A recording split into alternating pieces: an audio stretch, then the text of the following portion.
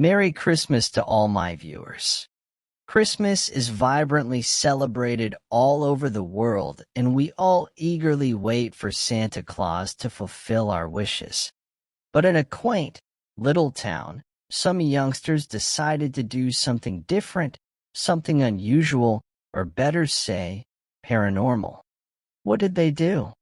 And what was the effect of their conduct? Let's dive into the story.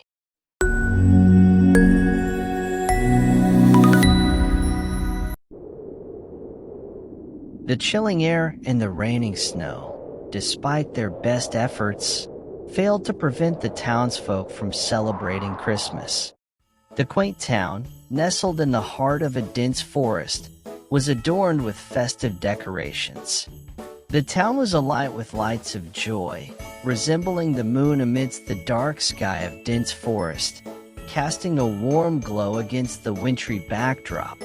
As if it was a ritual, Jason and his friends would assemble around his grandmother, who would narrate the usual story of the cursed tree. Once upon a time, there lived. And she would go on. But this time, young Jason decided to put forth a question to this story. He secretly liked Amelia, his childhood friend who was an enthusiast in paranormal activities and didn't believe in the presence of ghosts. Jason had brilliantly devised a plan to gather ample information regarding the cursed tree and disprove his grandmother's story in order to impress Amelia. "Granny, can you tell us more about the tree?" asked Jason. "Well, legends state that the tree resides at an inaccessible point within the forest. Since the tree is cursed, no one dares venture into its discovery.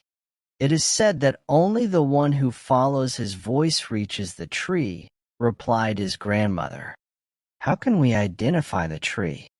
I mean, there would be other trees also in this dense forest," asked Jack. "The tree stands out among the others. It relies on the seeker to figure out the way," said the wise, old grandmother. After gathering some more information regarding the tree, the group secretly decided to set off early in the morning, unnoticed, on the eve of Christmas. On the day of Christmas, as the sun's faint rays hit the town's tower, the group of inquisitives set off. They crept amidst the snoring town into the dense forest. They had brought a can of red paint to mark their route as they progressed. The air was cold and an eerie silence enveloped them as they progressed deeper into the forest. After walking for a few hours, the group decided to rest for a while. Jason saw this as an opportunity to bond with Amelia and engaged in a quick rapport with her. As the group marched forward, they came across a waterfall. The pure, cold water of the waterfall quenched the thirst of the tired faces. "How long shall we be moving like this? Our pain is also going to get over," asked Jack. "Also, the townsfolk would come looking for us if we don't get back by evening. We had told everyone that we would be camping nearby and would arrive by evening," said Mary. "The hills are not far. And I don't think that I have to remind you about the creatures dwelling in there," pointed out David. "Granny had told about some inaccessible point in the forest," said Jason thoughtfully. "Wait, I guess we are there," cried Amelia. Everyone turned and looked at Amelia. "I had read an ancient journal about this forest discovered by the old historian of our town. It mentioned a secret cave at the bottom of the waterfall." "Let's find out here," said Amelia. The group somehow managed to get through the cold waterfall and finally found themselves in a cave. The cave was surprisingly unaffected by the snow outside, and the sound echoed within it. As the group moved ahead, they encountered paintings carved out on the walls. Finally, they reached a bifurcation. "Which way now?" asked David. The group became thoughtful for a moment. Suddenly Jason erupted. "Remember what Granny said. Only the one who follows his voice reaches the tree. "Follow the echoes," said Jason. His words echoed from the right side as he said, and the group trailed the echoes. Finally, they reached a clearing where a few balsam trees were scattered around. Grandmother said that the tree stands out among the others. "The cursed tree must be one of these," said Amelia. The group started searching for clues or any hidden artifacts, but in vain. After searching for nearly an hour, they sat down for some rest.